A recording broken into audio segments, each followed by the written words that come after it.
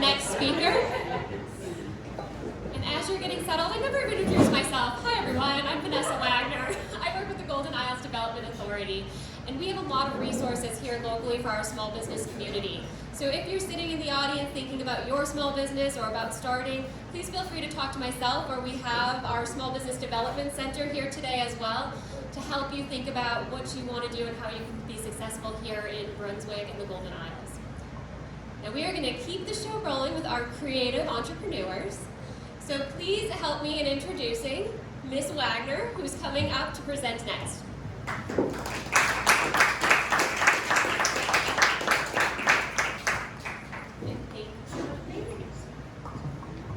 Good morning. Hi. My name is Cynthia Wagner. You'll have to forgive me, I am not a public speaker. I need my phone with me just to keep myself on track here. Put that microphone up just a little bit. Okay. Perfect. Okay. So I am a local to St. Simon's Island. I am a mom of 2, very soon to be 3. My former original background is in cosmetic dermatology. I studied in London for 2.5 years and then returned back to my home base, which is Los Angeles, where I worked with a couple of dermatologists in Beverly Hills area. I eventually got set up with a doctor in Beverly Hills who was straight out of med school, really didn't have a business set up just yet, and so through one doctor I ended up with him. Eventually, he had a father who was a very well-known practitioner, and because of that, he had a lot of people who would contact him from a lot of health and wellness magazines who would want him to do interviews, stuff like that. Just out of med school, 16 plus years of school. He was a little socially awkward, no offense to doctors, so he didn't want to do any interviews at all. And he would request that all the interviews be done via email, essentially. Email him the questions, he would email them back. And he didn't really want to do that either, so he would sort of pass that on to me. I had a little more experience in answering things, the questions that people had to ask. For the most part, health and wellness magazines, they were not asking terribly medically minded questions. These are a lot more cosmetic dermatology type of things. So that really started off my content writing. So I became his little writer. And from there, I would start writing his website content. So that kind of snowballed into doing less on patients and doing more on the back end for him. Eventually, I left Los Angeles. My parents relocated here. A couple of my brothers followed, so then I eventually followed as well. Once I got here, I knew that I did not want to transfer my medical license. I didn't want to work in a doctor's office anymore. So I continued to do freelance content writing for him, but I ended up in the restaurant industry actually, which I did that for a long time, and it worked out really well. I met my husband. It served its purpose in my life. I still at times fill in at Cafe Frederica. Some of you may recognize me from there. That's how I got to Newcastle. So eventually, I ended up getting contacted by Southeast Georgia Health System. Somebody had heard that I was doing freelance writing for a physician. They needed a freelance writer, so I began doing that for them. So I write a lot of their blog posts, a lot of their press releases, their newsletters, some content that goes into their medical journals. I've done that since 2019 with them.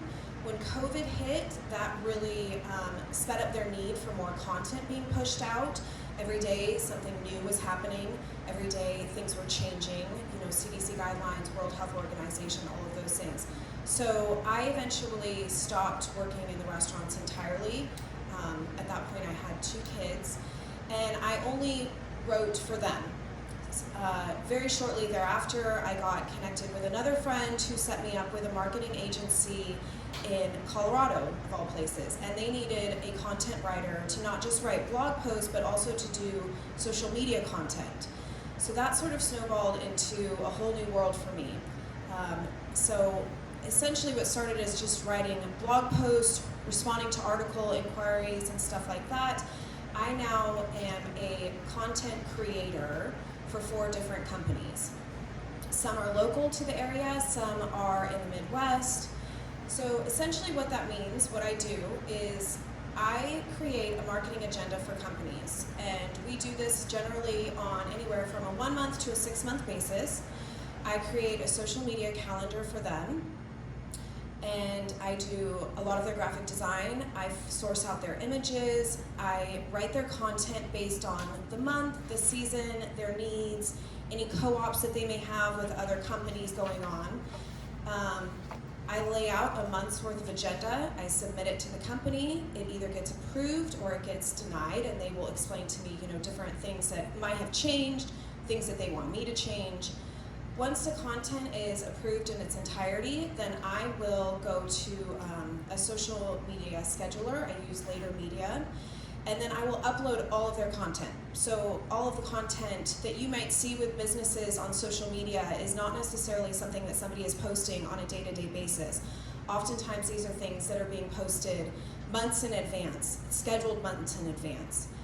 So from there, I do a lot of blog posts for them as well. So blog posts will then be posted to coincide with daily social media posts. We do, again, a lot of co-opportunities. We do a lot of Facebook boosts. Some of the companies now have me managing their Yelp business or their Google business, because a lot of what I can write for them can also be transferred into those platforms, so that we stay really parallel with their brand, with their voice, what they want to say, and how they want everything to come across. So I currently, again, work for Southeast Georgia Health System. I work for 3 travel agencies, which is definitely the most fun to write about. I also work for 2 plumbers, oddly enough, and I work with 1 dermatologist. And that is pretty much the gist. The question we always ask at 1 Million Pups is how can this community help you right now in your business? If you can find a way to provide more time, that would be great in my day. I think I have the same problem everyone does. I have a young family that's thriving along with a company that's thriving, and that's, just trying to keep up. Just trying to keep up with changes, especially working with social media. Algorithms change every single day. There is constantly something new that's updating. So you're always learning, and to be able to put that in practice can be a little challenging, because there's just never enough time in the day. But things are going really well.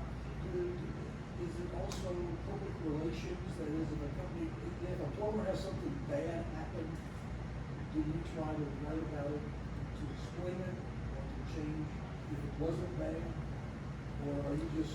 I've not really come across that in that aspect. I mean, certainly with the hospital, certain things have come up, but not with the other companies. Not necessarily. I don't handle that kind of that aspect of their company, and they very much stay the voice of their own company. I'm in the background. I think one of the biggest misconceptions that people have is that, like, I'm on social media every day, or I'm speaking for them, and that's just not the truth. I have extensive meetings with them to understand exactly what they want to say. I source out the images that can be the face for that for them, and then I put that out there, and I take a step back and work on their next month and their next month. So they very much have their own voice in the matter, and I am in the background.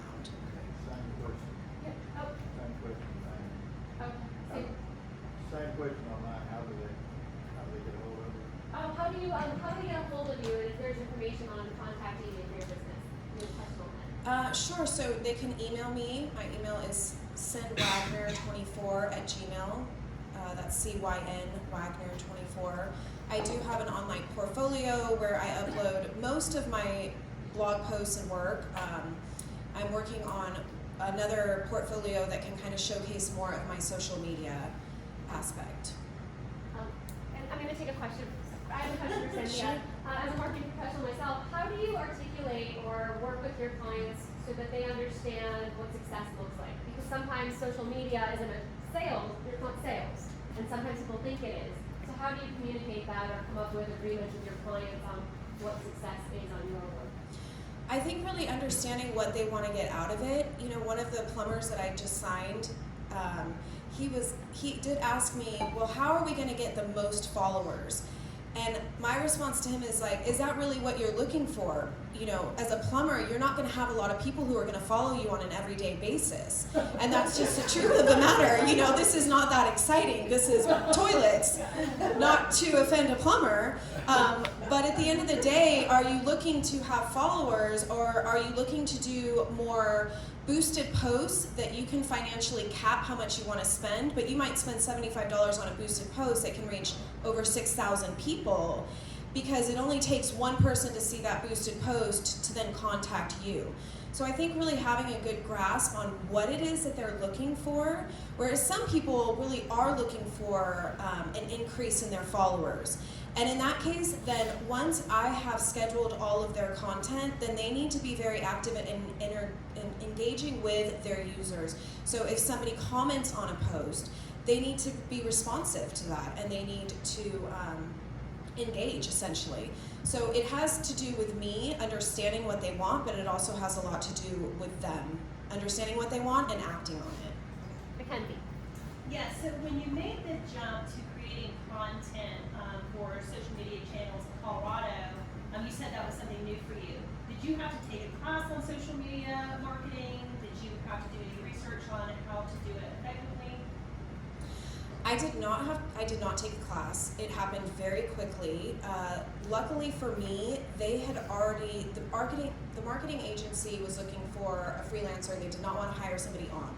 They had had a previous freelancer that sort of begun with the calendar. So when I started, there was an existing calendar that I was able to go into the back door of and really understand exactly how this was working. They kind of just threw me to the wolves, like, we need content, a month's worth of content, we need it in 10 days. And I just taught myself, essentially. I mean, I know how to use social media, but I had never used any of the platforms. I had never used Later Media before. I had never used Facebook Business Suite before. I had never used Canva graphic design either. So I was none of the things they were asking me to be, but I knew that I was good at articulating words. And so if that was what they essentially wanted at their core, I could do that. And so all of my kids went to summer camp, to be honest. Like within a day's notice, and I figured it out. So where did your appreciation of words come from? Was that just part of you, or did you? I suppose yes. My mom's an avid reader. I'm an avid reader. I didn't know I was good at writing. I mean, I was good at writing in school, but I didn't know I was good for writing for companies until I started writing for my former boss, the doctor. He was not good at writing, and he had very little patience for people and their questions, and didn't want to spend a whole lot of time figuring out what they wanted. And I had more patience to sit down, figure out what they wanted, how they wanted the article to come across, and their audience and whatnot. And so that was when I really started to understand that this was something I could do. It took 10 plus years for me to figure out that I would do it full time. You know, my path went in a lot of different directions, as I think most people's paths do. And then eventually, once the hospital came into my life, that's when things really started to take a turn. That I understood that I could write from a very from a medical perspective, especially with COVID, things had to be very specific. I had to fact check everything. You cannot put anything in writing for a hospital that does not come from the CDC, from the World Health Organization. Everything has to be real in real time. So that's when I really understood that I could do this and make a career out of it. So it was a gift. Your use of words just your gift. I guess so, and being, you know, patience is a lot of it as well. I have to have a lot of patience to research things. You know, Osteoporosis Day last month was not the most fun thing to write about. I assure you. It takes patience and, you know, to sit there. And for the hospital, I'm sort of look at myself as I'm a student almost. It's like going back to college. You're writing a research paper for someone. And so, yeah. On that, you're talking about the research it takes. I don't necessarily know everyone always appreciates how long a blog post might take. So let's say you're writing a short blog post of 500 words. You need to get the SEO, search engine optimization. How long do you say that would take? For the hospital, it could take me anywhere from 8 to 12 hours. For the travel agencies, I can spit out a blog post probably within about 5 hours. And that has a lot more to do also with an interest. I love to travel, so if they ask me to write, do a co-op with Carnival Cruises, for instance, which I did last month, that to me is interesting. I don't mind jumping on their website, doing a lot of research. It comes much quicker. And obviously the tone of that article is very different. It's not nearly as serious as, you know, COVID, breast cancer, things like that. How do you market your business? Is it all word of mouth? Yes, I mean, really, that's how it's happened. Word of mouth, one person hears about it, and the next person tells me, oh, I need that. And sometimes it leads nowhere, and other times, you know, within 2.5 years, I suddenly have a thriving business that I never expected to have. So, yeah, everything has been word of mouth. I even thought to myself when I came here, I don't even have a business card. Like, if somebody asks me for my number, I'm just going to have to tell it to them. So, yeah, everything has been word of mouth. What has surprised you as you've grown so fast? Are there things about being an entrepreneur that you didn't expect? Oh, it's so time consuming. It's so time consuming to just like get yourself started to understand what you need, what the next step is. Somebody asks you for something and I'm like, oh, I need that? Okay, let me go do that then. I'll call you back in 3 days once that's accomplished. I had never been a business owner before. So the back end of understanding all of that, I remember the first article I wrote for the hospital, I submitted an invoice and they asked me for my tax ID. And I was like, oh, I don't have that. Let me go get it. And then I can get paid. So it's been such a learning experience for me because previously I wrote for employers that I had, and now suddenly I'm just a freelancer writing for myself. I'm really lucky in that I've had great people in my life who have given my contact information out. So I've not struggled so much with getting new clients. For me, it's just been a struggle of understanding how being a business owner works, how to time manage, do block scheduling, all of those things while starting a family and, you know. Are there any resources you've leaned on or networks in the community? Other business owners or SBDCs, SCORE mentors? Or is it just figuring it out? Not necessarily within this community. I have like I said, I am from Los Angeles originally, so I do have a great group of core friends back home. Some of them do work in social media. They are more of a social media manager, which is very different from being a content manager. A social media manager is more so someone who is actually on social media at all times for that company. They are the ones responding for that company. They are the voice. So that has been very resourceful for me, reaching out to them. I've also found a lot of different platforms that provide workshops, or you can sign up to be in a monthly Zoom class with people who also are doing content calendars. Canva is the graphic design that I use, and they have been, I think they're great at offering free workshops. Later Media does the same. So person to person is kind of a struggle for me. Everything I do is based in this very small time frame of when my kids are at preschool. So when I do it, I'm really at home by myself behind a computer screen, desperately trying to navigate that and figure it out as quickly as I can. Yeah. How did you happen to come here today? He has asked me a couple times at Cafe Frederica when I've filled in there if I wanted to do it, and I said no, thank you, I don't want to talk in front of people. And then I happened to see him on Saturday, and to be honest, at Cafe Frederica, yeah, and it was such short notice that I said, sure, if I'm going to do it, it's going to have to happen real quick. I'm glad you're. Additional question? Does anyone here write their own content for their business?